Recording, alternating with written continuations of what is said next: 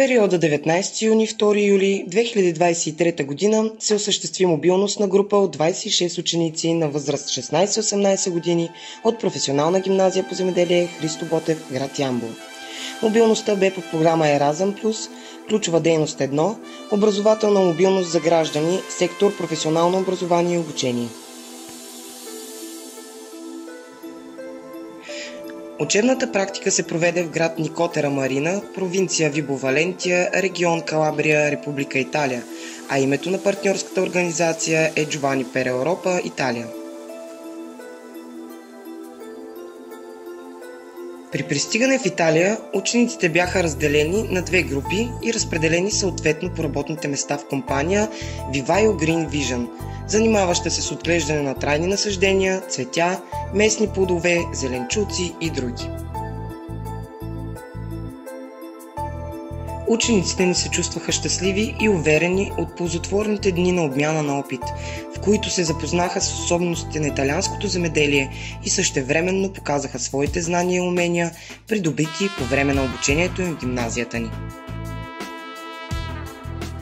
Работният процес в Никотера продължи с пълна сила до последния ден. На учениците толкова им допадна работата, че се забавляваха работейки.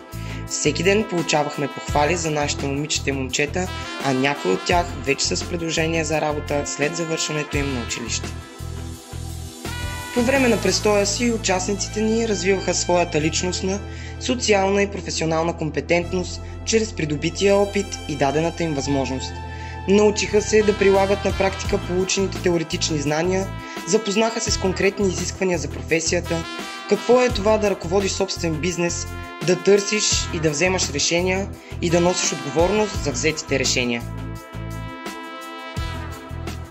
След успешното приключване на работата в Никотера Марина, област Калабрия в Италия, участниците в проекта получиха заслужено сертификатите си за осъществяване на стажантска дейност и обучение на работното място.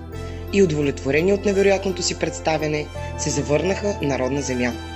Горди сме с цялата група слънчеви, позитивни, добре възпитани, отговорни и работливи ученици.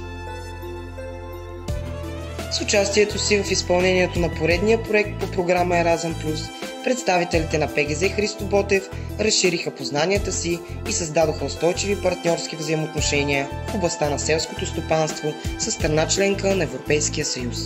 И така до осъществяването на следващата мобилност през 2024 година. Този път в Испания.